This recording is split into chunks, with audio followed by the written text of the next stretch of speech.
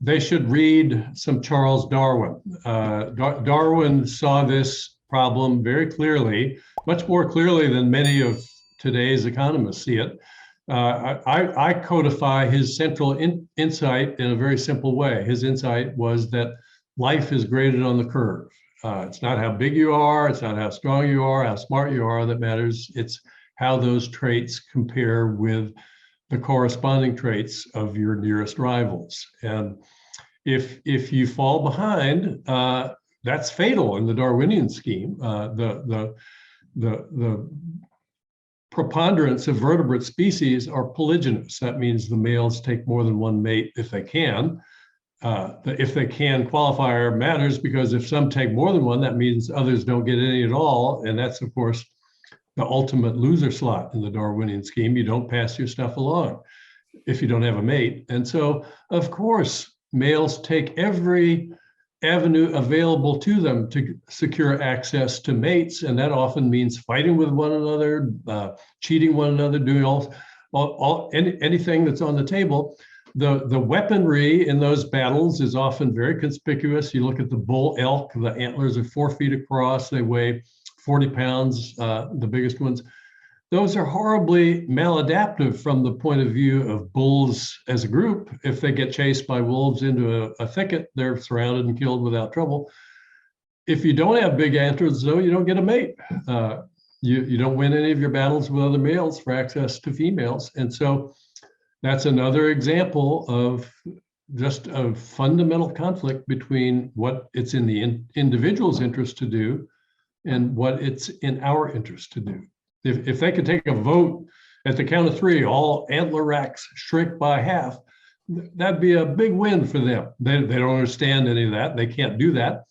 The sad aspect of the story is that we have brains big enough to understand the nature of that problem, and yet we still don't take advantage of pushing the button that makes the antler smaller by half.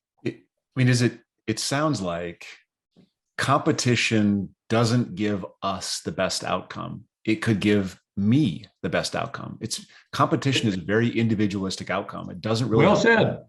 Yeah, Adam Smith's invisible hand is understood by his modern disciples to mean turn selfish people loose, tell them to do the best they can for themselves, and we will get great results for society as a whole. That's often true, just as it was often true in Darwin's scheme. You know, the hawks compete. Keen eyesight helps the individual hawk. It helps hawks generally. Many traits are good for both the individual and the group.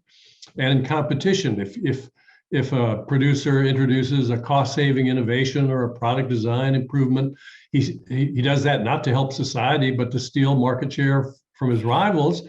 The good thing is that they're quick to copy him, and then there's a scrum, and in the final analysis, everybody gets access to the better products at cheaper prices. The producers earn only enough to cover their costs. Everybody wins. That's a great thing. But that's not what happens each and every time.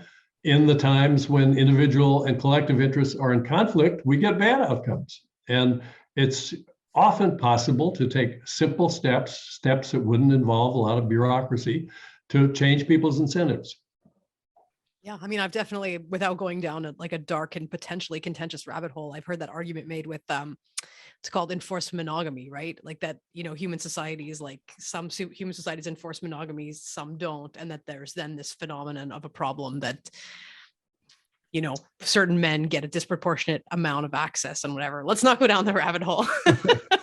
But recognize too that competition occurs at lots of levels of aggregation. So we're in a competition with China, I think it's fair to say, for influence in the world. And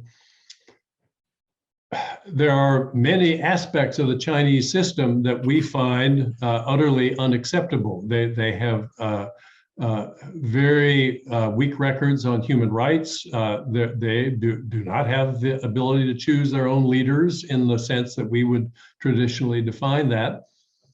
What they do have, however, is the ability to act collectively.